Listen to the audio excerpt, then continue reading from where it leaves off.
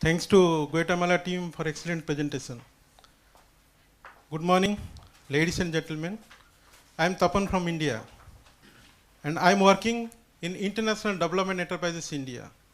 And as all of you know, International Development Enterprises India has been working in India for the last 20 years to promoting micro-irrigation system among small and marginal farm families. And ID India also working, bridging the gap of small farmer with the market. I am going to tell you, I am not going to present any of the photo or PowerPoint presentation.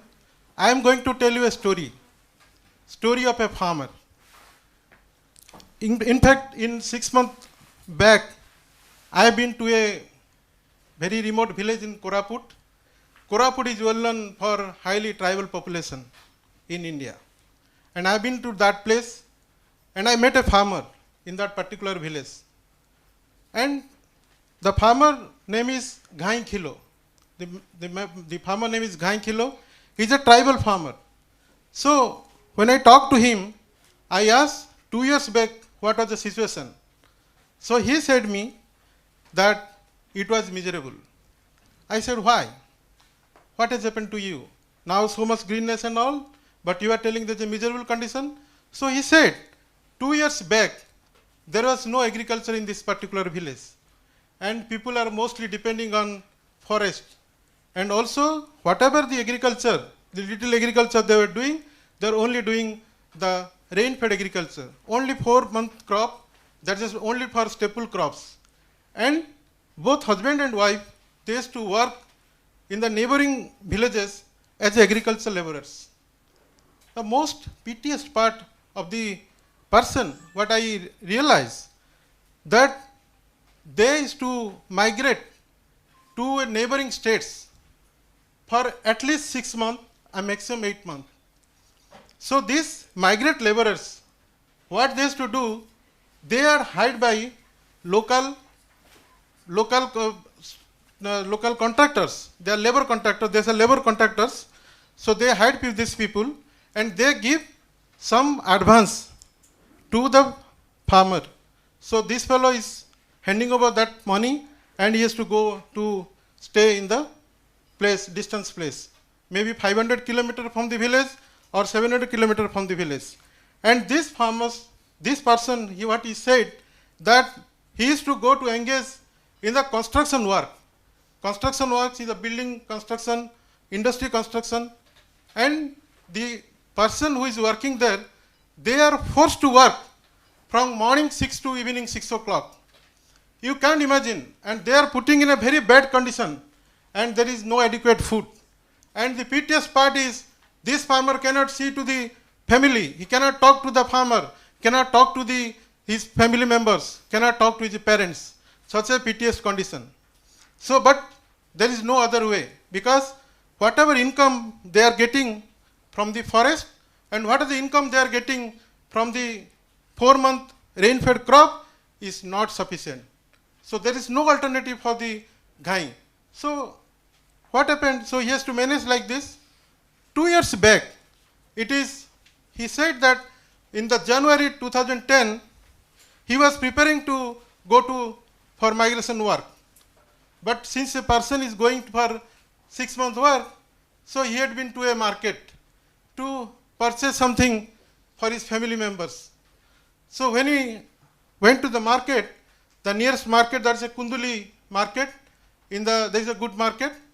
So when he went to the market, he found that there's a huge gathering. There's good music. People are surrounding to a demonstration area. So he went there and he just stood there.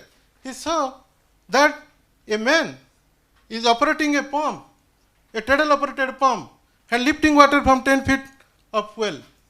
So he stood there and he thought, so this pump, if he is lifting water from here, why not I can use this pump in my land? And there's a small stream is flowing there. So what he did, but little difficult for him because he is not in that kind of crop. So he went and talked to the officer. Officer is a promoter of Scampis project. What happened? He asked the Scampis project promoter that really this technology is very interesting for me. Can I use it? He said, why not? Because we are here and we are helping for the poor farmers in this area. So we are going to definitely help to you.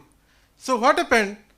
This for the promoter, he made some kind of confidence to the farmer, to Ghai, that you can take this palm and can use in your land, and I will also help you to educate for a high value crop.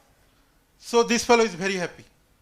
He said he came to his house because he has to go to, he has already said to go to distance place. So he came to his house. He came to house, talked to his wife, talked to his parents. Do you know? And he has bought a small colorful leaflet. And he showed that. Because he showed that, do you know, there is a technology available in the area and this person is very helpful. He is coming to educate me, but I will not go. This time I will take a chance. His parents say, yes, it's better. So next day he went there. There is a dealer in the market. So he bought a palm. When he purchased the palm, the demonstrator, the promoter, he was asked by the dealer, just you go and talk to the farmer. So he came and he convinced the farmer how to install this palm. He educated the training, he educated the farmer, his family, how to install the palm and how to take the new crop, high value crop. Because this fellow was earlier not known this kind of crop, but only know the kind of paddy cultivation that is during 4 month time. So what happened? He first crop, he took this summer tomato, because the summer time is a Jan for India. Then he took the cabbage. And you don't believe that he took the third crop, that is sweet potato. Sweet potato in the rainy season in Orissa, if one can start to cultivate, then in the month of November is a good demand. So all this planning by the promoter helped that farmer to earn money, and that first year itself he earned $500. So that person, again what has happened, that person again continued in the second year. He said that second year, because 2010 and 2011, he said 2011 again he had 2 more crop, that is eggplant and sweet potato and sunflower. He says sunflower and eggplant. So with this, he also increased income because he took a 5 crop. Then what happened? Slowly he earned a lot of money. Then what happened? I asked, so you are not going outside for any migration work, and you are only busy with your agriculture activity. So he said, it's a very nice thing, because I always stay outside from my family. Now at least I can spend my time with the family, and my wife is not going outside to work some other neighboring agriculture work. And both husband and wife, they are busy with their work. And they also, he said that for this money, initially what he said, that actually I am very happy that I spend money for my father's and mother's treatment. So health treatment, he spent money. Second, he said that he has purchased some ornaments for his wife. Then also I said, what else you have done? No, he said that I've also made some investment innovation of my house. But now, because there is some 6 month time, because I met that person in January, now I came to know he has purchased a second-hand two-wheeler.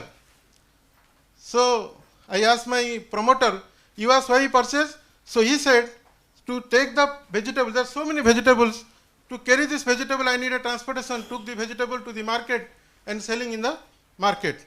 So this is a little small intervention of the Scampis project brings happiness to Ghai Kilo. And in this particular story, if you find there is a promoter from Scampis project who has helped to contribute a lot to bring the happiness. So here I will introduce one of my promoter. He is here. He will tell the second story. May I request to Mr. Vijay Raut to come over here and tell his story, how he is helping the farmers. Thank you.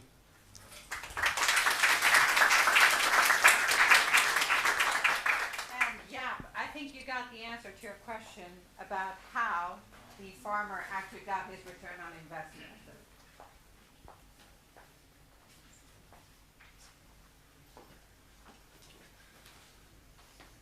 Good morning.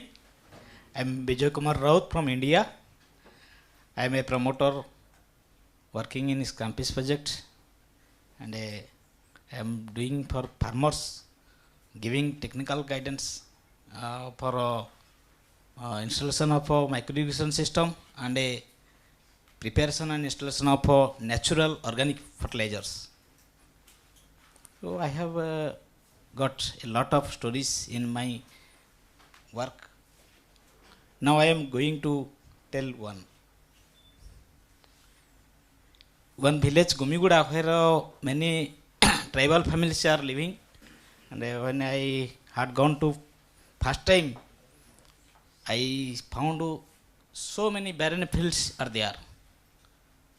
I found one. I selected one field there, whose landowner was Mr. Isaac Raika.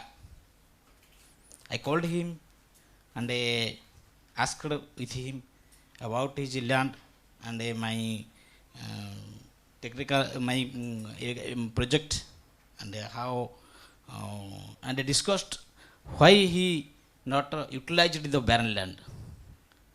He expressed his inability and his miserable condition that he is actually he has not a good idea about the cultivation, and he has not no idea about vegetable cultivation, and he has no money to purchase any kinds of petrol or diesel pumps, and also there is not available water sources. Due to scarcity, he did not utilize that land.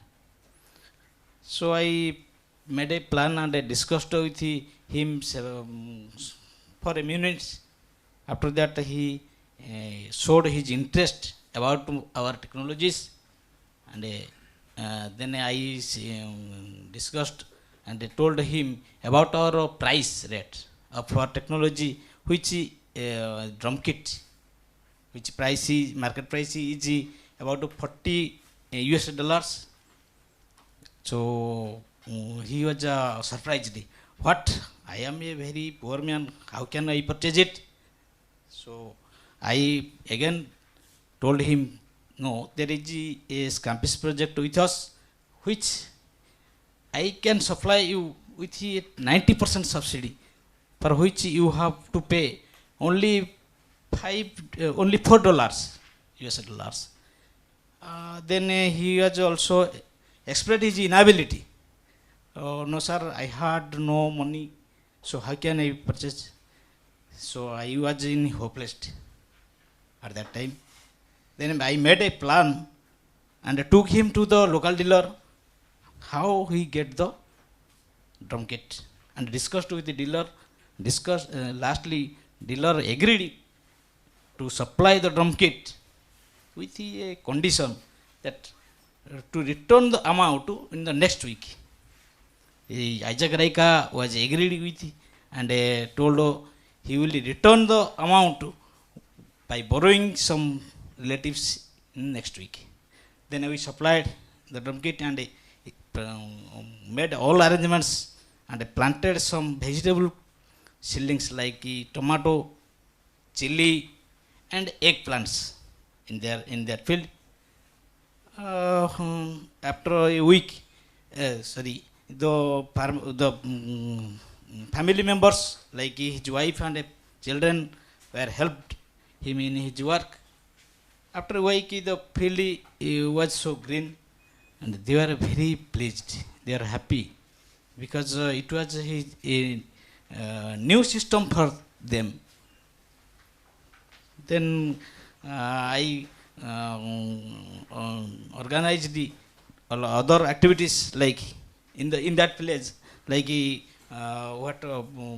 meeting, farmer meeting, and LFA meetings to other farmers.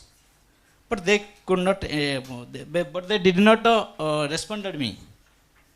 Only Isaac Raika was responding, and he continued his work. then he continued his work, and sorry, I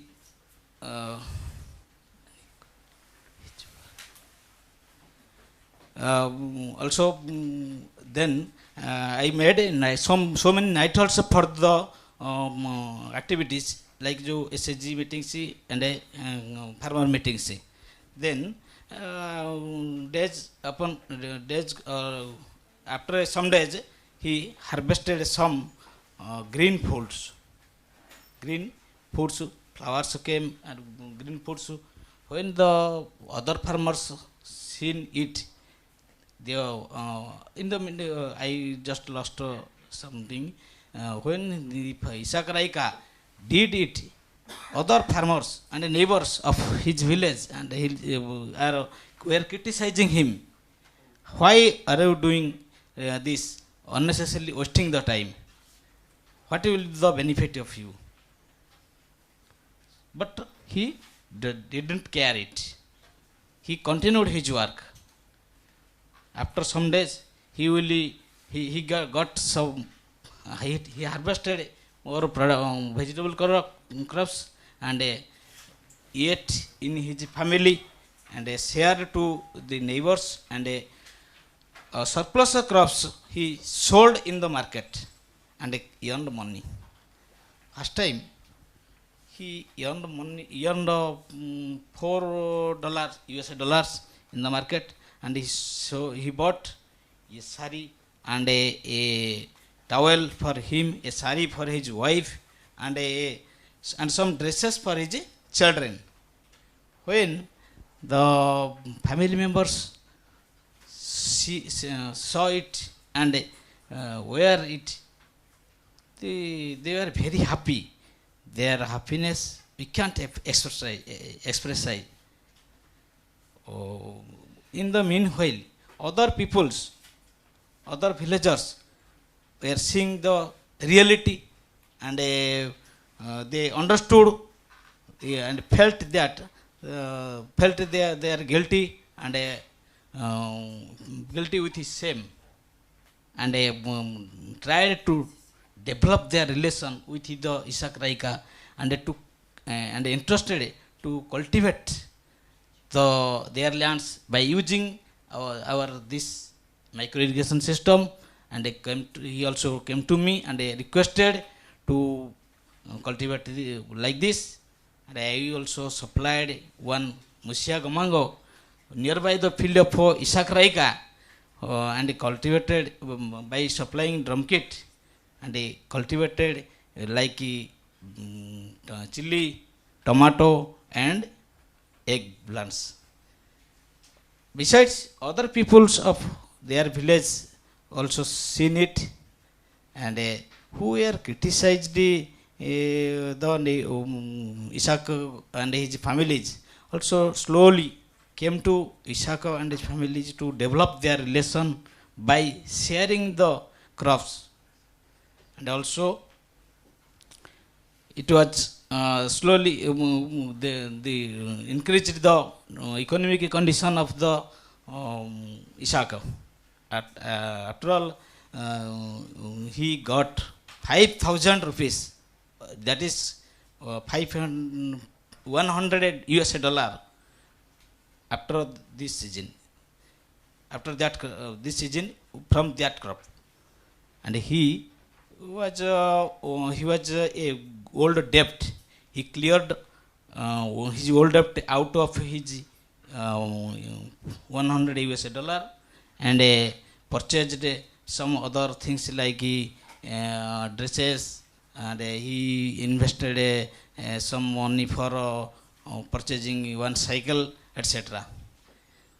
Gradually, the other people of the villagers, other villages were started cultivating like this, and since then Isaka Raika started and continued his vegetable cultivation in every season, and till end of our 2.5 years he earned more money, and out of which he purchased a land he purchased some ornaments for his wife, and also he is in good dresses for his family, and also he changed his a thatched house to tin house.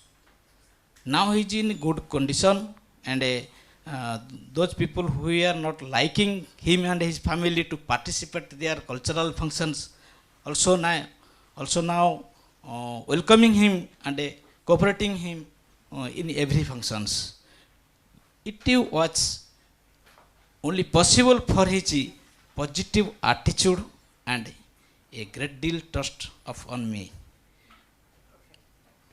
And also I have trained to a Phulo Gamango who is our VVM to follow up the sales after service, and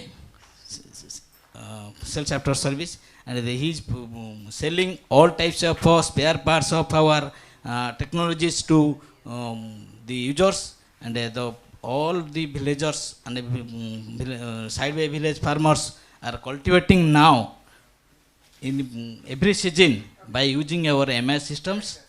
Huh? Okay. Thank you.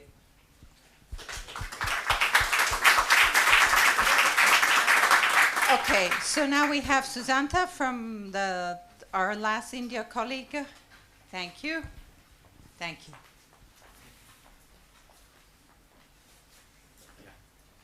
think I will. Okay, sure.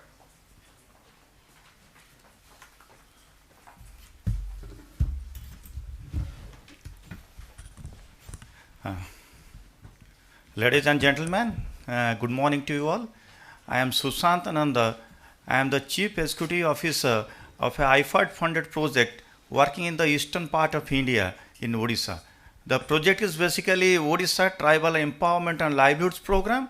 It aims to enhance the food security and empower the tribals across 7 districts of Odisha.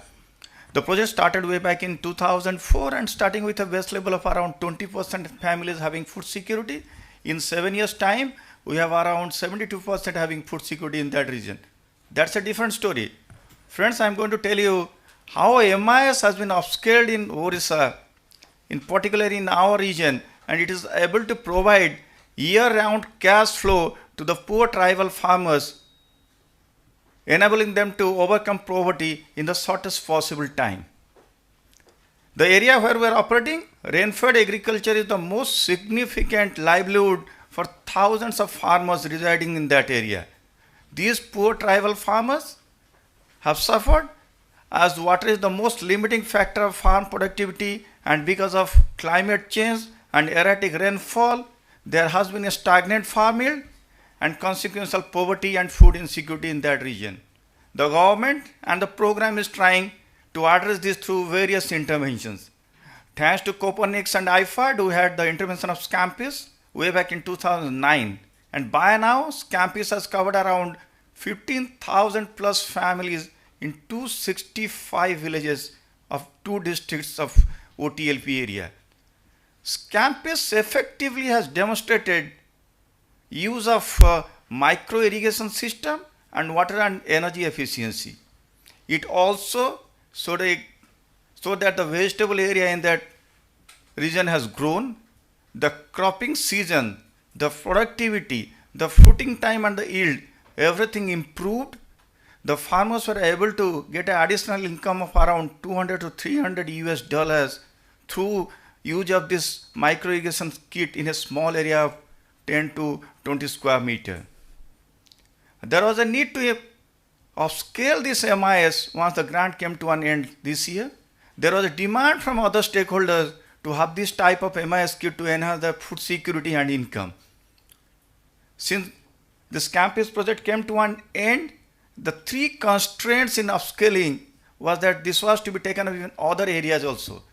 That meant new stakeholders whose capacity was to be built.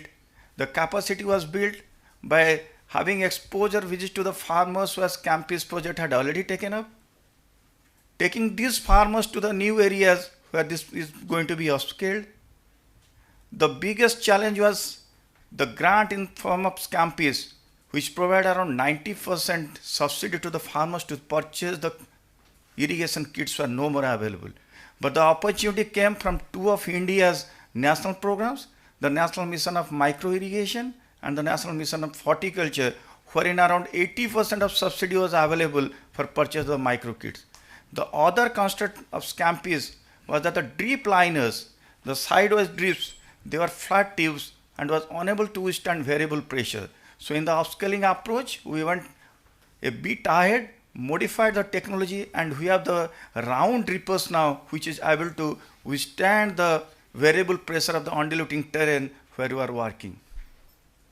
Having adopted this scaling up approach, as many are interested, and as Rudolph was saying, the methodology of upscaling and the strategy were manifold. First, in the villages, poorest of the poor farmers in clusters of 25 were selected. Not all were selected because in the initial stage, the strategy was to give subsidy, which was to be withdrawn later on. And once the subsidy was withdrawn, and once this technology was demonstrated on a larger scale, it is expected and it is happening that the amount of money required to purchase the kits are coming from self-help groups. We have a lot of women self-help groups in our area who saves regularly for some income or livelihood generation activities. And now people have started taking loans from these self-help groups to purchase the micro kits to do the upscaling. And there is another strategy built into our upscaling program to federate all these farmers into federation under the Cooperative Self-Help Act of India, so that both forward linkage in terms of supply of the kits and marketing arrangement is taken care. And each of these 25 clusters farmers were linked to a poly nursery, which was to be exclusively managed by these women self-help groups as a income generating activities. And we promoted a little bit of new technology of scaling the MIS in those areas. We had this gravity-based drip irrigation system with raised beds of vegetable cultivation. We had pressure compensated drip liners at 30 centimeter interval to the main line, which delivered approximately around a liter of water to the plants. And we taught how to manage the pollination to the women self-help groups, and all water available in the area, water lifting arrangements were provided to have gravity flow drip irrigation system. And you won't believe, in just one season, the results have been fantastic in those areas where it has been upscaled. Now the farmers have 3 crops a year instead of the one that they used to depend on rain-fed agriculture. That means year-round income to them. The whole enterprise is being managed by a single farmhouse. No outside labor is required. The productivity is around 12 to 15 tons of tomato in those 1,000 square meter of area, or around 7.5 tons of cabbage. The additional income to these farmers is to the tune of $800 to $1,000 per year. The immediate plan in this upscale approach is now we are covering around 1626 farmers in 6 districts of Odisha. The plan is to cover around 5,000 farmers in next 2 years' time. The plan and the capacity building is also going on to federate them and to link them to the urban market for disposal of their surplus produce, so that they have a round-the-year income. Through this method of upscaling, the project has been able to take care of 2 to 3 few things that was very basic in the beginning. Number one, there has been sufficient farm income throughout the year to take the farmers out of poverty that was prevalent in those areas. Number two, it has effectively addressed the food and nutrition security, because the farmers have started consuming vegetables in a very, very large quantity. And third, it has also effectively demonstrated vegetable cultivation through deep irrigation as a means of livelihood in that area. Thank you, friends.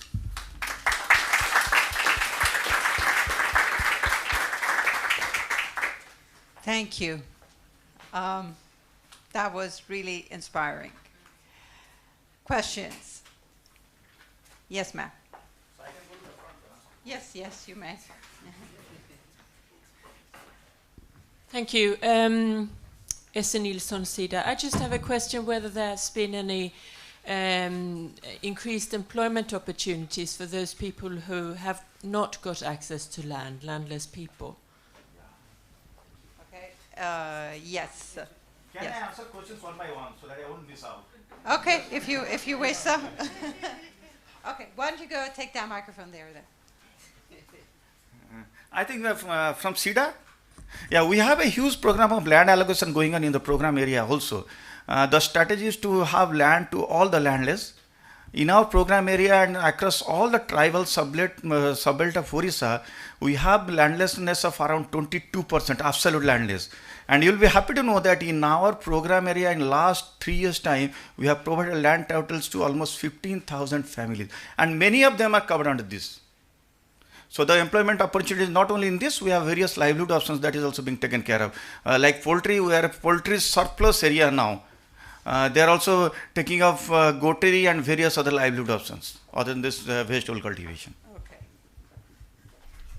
My name is Paul Hicks. I'm from the Global Water Initiative, and we're doing a similar project in Central America. One of the things we're looking at are the very similar numbers that you are seeing at returns of $800 to $1,000, or people are generating $800 to $1,000 with the drip systems. But there's still an expectation for subsidy. But we've shown that they can very easily pay back a small loan in a season. But if you gave somebody a year or 18 months, they would very easily be able to pay for the system. So the question with this larger public-private partnership that was introduced early in the morning is, have you explored ways of connecting these micro-irrigation systems to credit systems? Yeah, as I said in the beginning, we have this system of now huge subsidy by government of India. But gradually we are in the process of withdrawing this subsidy, and we see there are a number of women self-help groups in our area who saves regularly for their income generating activities. And in some cases, the farmers and the women, members of the family, they have started borrowing from their corpus fund for purchasing this kit, which costs around 18,000 rupees to start the micro irrigation and upscale it. So we see the sustainability point in that, because the credit and the subsidy cannot come every time from the government. They have to manage from their resource, and it has started. Thank you. My name is Laurent Stravato. I work for IDE, but in Burkina Faso. So, referring to my colleague on subsidies, I would like to ask one question. You mentioned 90% subsidies for technology, and you're saying going to credits. We've seen in many cases about having too high subsidies, a risk of, I would say, corrupting the system of market development, because you're not really creating demand and you're not promoting the motivation of purchasing the technology. So what are your strategy to go from 90% to, 0% and credit and the risk? And my second question is a return on investment. I think the colleague from Meta asked something very strategic for sustainability, and I would like to know in India, where you go regarding drip irrigation. I mean, do you go for 100 square meters or 500? What is the demand of the clients? We look in Burkina, for example, return on investment for 500 square meters is for one crop season. So this is really our key product. In India, what's the situation? I think I'll answer your second question first. The model that we are demonstrating, and it has been effectively demonstrated in adjoining states also, we go for around 1,000 square meter of area. But many of the farmers, they don't have that much of land, so it is anything between 500 square meter to 1,000 square meter. And that's good enough to give them an income of around $800 to more than $1,500 a year in 3 crops, which they're able to manage. Second, coming to the point of subsidy, this subsidy is actually activating the market forces to come into play. We never had the manufacturers who had the system to manufacture so much of drip kits, etc. With the subsidy, in fact, we are giving a thrust to them to enter into the market, and that we have seen. And gradually, with withdrawal of subsidy, they are able to sustain also. Okay. Thank you.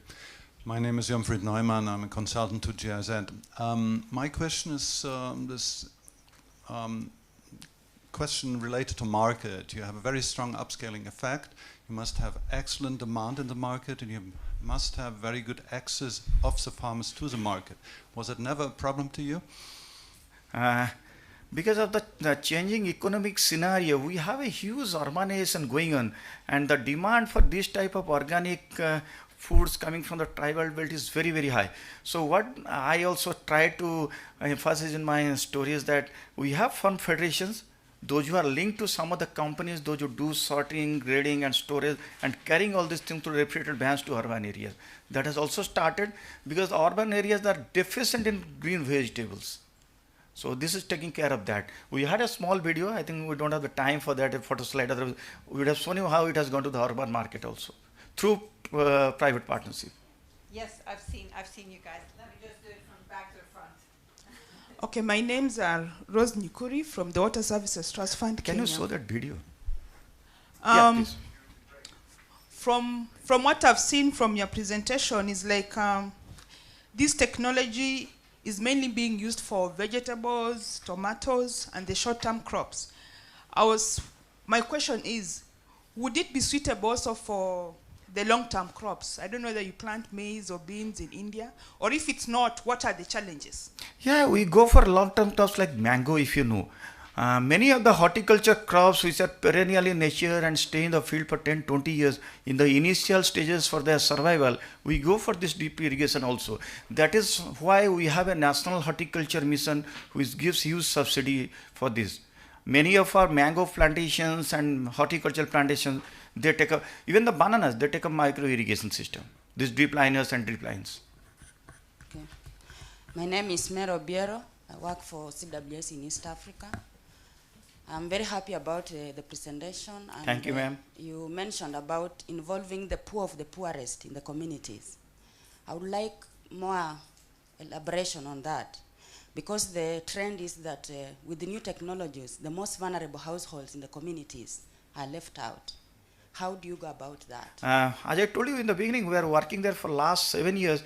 We have very strong grassroots level institutions. So in the initial stage, we do a wealth ranking in the villages, and we categorize them into 4 categories. The poorest of the poor are those who don't have any lands and are the destitute families.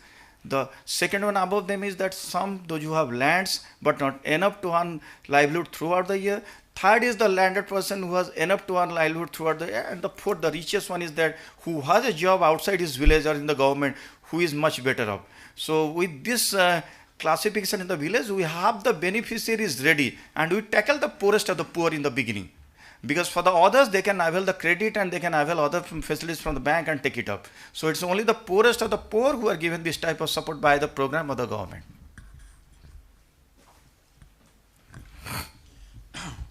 I am Bharat Sharma from International Water Management Institute. I shall like to share a similar project which IFAD and Government of India supported both for Nepal and the hilly areas of India, which is in the Himalayan foothills where the holdings are really small. So, and where these kind of programs for 100 square meter, 200 square meter, they were found extremely useful. And the second thing which I wanted to clarify for India, in India we have both kind of drip irrigation system. There are very large irrigation system which sugarcane farmers and large farmers, where the subsidy is provided to the companies and they in turn provide subsidy to the farmers. And then there is a second kind of subsidy which is available to poor farmers through National Horticulture Mission and through other kind of programs, where you can say this kind of subsidy otherwise doesn't qualify for the normal subsidy, because these systems, they are not standardized. These are not BIS or ISI or ISO kind of standardized system. These are normal systems. So the normal government subsidy for which is available to the large companies is not available to them, but this is available under the National Horticulture Mission and other kind of things where these, we cover a whole range starting from 200 square meter to even people 50 hectare or 100, any kind of things. So those kind of large farmers are also there. So impression should not be there that only this kind of drip irrigation is available. The other kind of larger irrigation systems, they are also available. Thank you, Sharma, for updating, but it's a national mission of micro irrigation, which is giving subsidy to these small farmers also, and is to the tune of 80%, and they are all ISO also. They cannot be any companies. Thank you very much. Good morning, everybody. My name is P.R. Singhvi. I come from a company called Burroughs India Private Limited. As a company, we have been associated with a social project which is known as Water for World. And I'm very glad to share with you my association with the gentleman who is giving you the presentation. I had the opportunity of meeting these people way back in 2009 when I was here for the first time to attend the SIWI conference, where I was introduced to them by IFED through one of my colleagues who is working in Italy. The problem in India in drip irrigation system, which is very, very serious, is that people use 4 different materials to make a tube for drip irrigation system, which is HDPE, which is LLDPE, LDPE, and master batch. So in effect, they don't have the right concoction of the material and nobody knows what they are using. We as a company, we took the initiative for the first time to give them a ready-to-use compound so that these companies, these farmers or these drip lateral manufacturers, they get a right composition of material and they don't have any problem on the quality. So we are in an advanced stage of introducing this grade on a commercial basis. I am personally involved with the IDEI in India, and I'm very glad to inform you that their chairman, Mr. Amitabh Sadangi, is very well known to us, and because of his initiative, we have this time awarded him as the Innovator of the Year in our Plastic Federation when we had the exhibition, which is held after every 3 years. So we are very deeply committed to this, and our company, both our principal Borealis and Boros, we are committed to this, and we assure all the people who are associated with this of our continuous cooperation. Thank you, Sangvi. I'll welcome you to my area because we are finding the manufacturers really difficult to come by. Right now we have only the Joint Irrigation, Premier, and then Netafam of Israel, those who have best of the farm. Right now, rightly as you pointed out, getting the right manufacturer has been the most difficult challenge for us. Welcome to Odisha. Hello, my name is Kaiza and I'm a student at the Stockholm University, and I'm only wondering a little bit about the crops that you choose to promote when you start these projects with different farmers. You've mentioned eggplant, tomato, and sweet potato, and I'm only wondering if you work with traditional crops and crops that are indigenous to the specific areas, and how you work with increasing biodiversity through that. See, we have 3 cropping seasons in that area. Each cropping season is almost of around 4 years, 4 months. Every year we have 3 cropping seasons, each season having 4 months. And we have different indigenous crops which are grown in small quality in those areas. And even the hybrid varieties, the composite varieties, they are also being taken care. And as you rightly pointed out, it is mainly tomatoes, cabbage, cauliflower, capsicum, sweet potato, then eggplants, and many other things, ladyfinger, those who can withstand the agroclimates of those regions. So we have the agroclimate-wise vegetable plant ready for each cropping season, and that's how we take it up. Thank you. I think one more. No, you still have at least 2 more. Finn Plauborg, Aarhus University. Have a project in Ghana with drip irrigation as well. Food security, healthy food. We all know along the chain from soil to table, there's a risk of contamination. How do you deal with that in the micro-irrigation, and which kind of waters do you have access to, and do we know the quality of the irrigation water? I am not very clear about your question. Can you please repeat it again? Water quality is not an issue because this water is generally taken from freshwater sources, either from streams or from groundwater or from dog well. Water quality is not an issue there. A lot of places water quality is an issue, suburban vegetable production, but it's maybe on the countryside here. And the cultivation in almost all these areas by default are organic. So if you are talking of a high degree of pesticide and fertilizer, it's almost absent in that area. And in our upscaling strategy also, we have been promoting organic fertilizer with vermiwas and very little amount of pesticides and almost no inorganic fertilizers. And as my friend Mr. Sharma pointed out, water quality is not a problem because it's almost from the streams, from the dog wells, or from groundwater, whatever source it is. Rudolf, when you're ready to answer the blue water question, raise your hand. I'll come to you. My question was almost the same as what my friend has asked about the quality of the water, because sometimes it can suck with the water from the sewage because it is very fertile. And you know, this is the kind of food people were given to eat. The other thing is the women group in that particular place. You talked about, we have seen they work in the fields. And all the time, all over the world, women are being used. Where are these men? Where do they go when these women, although they are groups? We want also to see men being involved because women are also used as almost like slaves. And do you consider them because they are poor? Once you buy, you talked about buying of land.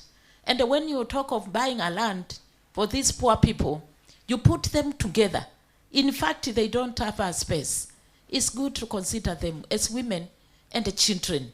They suffer a lot in most of our countries, and especially in India and Africa. Thank you. The things are changing quite fast in India, for your information, ma'am.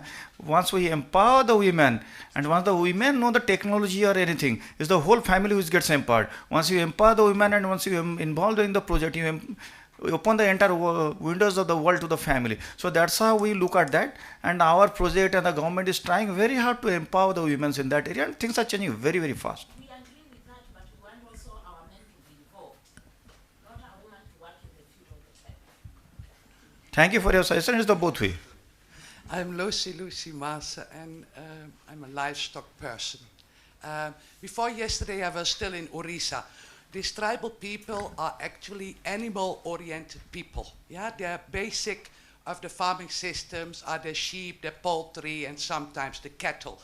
So, what have you been doing to, when you promote this micro-irrigation, to first link these women to the dealers and not just the men, because the women are mainly doing the work with the livestock and with the water. And what have you been trying to integrate your micro-irrigation into their livestock-based livelihood system? I know the rest of Indian farmers are Hindus and they are veg-oriented. So here we have also a government move to make these people agriculture-oriented. So you have not been talking about livestock at all. Yeah, a little bit about poultry. So, and another point is, you say you do organic farming, but if I see the pictures, this looks like monocropping, and maybe you use the animal manure, but you also did not mention that. I'm aware you cannot explain everything in a short time, but I would like you to enlighten on project and government more on how to integrate livestock with micro irrigation. But we have different types of people in the same village. We have landed peoples, we have landless peoples. And as you said, for the landless people, we have taken up poultry, we have taken up goatry in a huge scale. And I don't know if you are in Odisha, if you had gone to those 7 districts, somehow in last 1 year's time, it has become poultry surplus. It used to be imported from Andhra, it used to be imported from down south. But in 1 year's time, they have become surplus in these low-cost scavenging birds of Banraja variety, Kalinga brown that has been evolved in that area. So it's mainly for the landless farmers. Yeah, my name is Arif with USAID Pakistan. Your program seems to be premised on the initial investment coming from the savings groups. What's been the experience?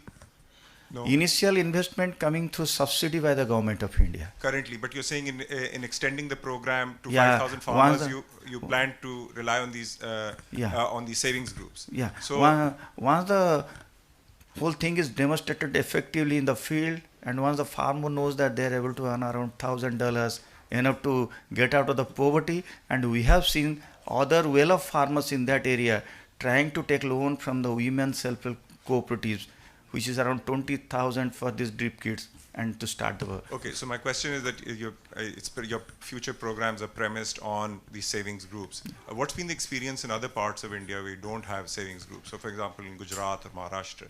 Secondly, I think maybe I misheard you. I didn't get it. You talked about pressure in the pipes to accommodate the undulating land. That is pressure compensated low pressure drip liners. That is basically the area is undulating. So the drippers, they discharge uniformly at every point. If it is the flat ones that as we used in the Scampis, the discharge will be more in the upland area and low in the more in the lowland area, So less in simply the you're upland. not using motors or pumps or anything, right? So, And I think, yeah.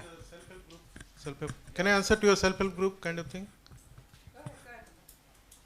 Actually, I have experience of working in this particular MI system for last 18 years, and I work in all front. So, talking to your question, like if there is no self-help group, actually I have tried in the many places, like linking to the rural banks and cooperatives. That's the one. Second, also there are some NGOs, they are extending help. From there, it's not self-help group, but they are extending help from their fund, and they are helping because that is they are showing in the project area. So that help also you can take. And third is very important that corporate houses are there. The corporate house, they provide some money because they do some buyback, like sugarcane and all sugarcane industries are there. Or you can take some industry, those are actually working in corporate sector. They will help you in this kind of technology, because when there is a water scarcity and when they need a kind of technology, if you come with a new technology, then everybody will going to help you. That you can do. Okay, I'm going to give preference to people who haven't asked questions, and then I'll come back to you. No, actually, both of you have. So, okay, then go ahead. I'll come to you. Okay, sorry. My name is Lennart Woltering. I'm working for GFA Consulting Group in Hamburg, but before that I worked in Niger, West Africa, for 5 years at Ikrisat, and we also developed a lot of drip irrigation systems that were adopted to this situation. And just very shortly, and I think you have a really interesting experience. When we started there in 2005, we started with cheap materials, because people don't have money, but cheap also meant actually poor people, poor quality, and it didn't work. Where I wanted to go actually is at the question of energy. These small kids, they are often very, for small areas, they are used with the barrels. You need to fill it manually. People where we worked, this was not a success. Treadle pumps also didn't work. Then you went to motor pumps. And my question actually to you is, have you also used alternative energies? We've been experimenting very successfully with solar energy combined with drip irrigation, converting rice irrigated fields, which we're using an elevated dam in Ghana, to use for low pressure drip irrigation. And lastly, in Niger, there are a lot of artesian wells. These are wells that actually are under natural pressure. And we've been irrigating low pressure fields of 5 hectares for farmers. This has been very interesting. I would actually like to hear from you. What kind of alternative energies have you been experimenting with or have been using? We have been using a lot of motorized pumps, but these solar pumps we have tried in few of the villages, not for drip irrigation, but for providing drinking water support.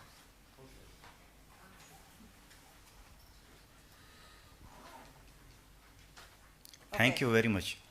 Oh, one more question. Okay. To echo a bit what the previous speaker was saying, we've also had an experience of drip kit in the Limpopo Basin, which was not successful. And one of the reasons was that the water quality was in a way that the system was clogging quite often. And when it will have that, or when it will reach that state, they'll just decide to leave it out.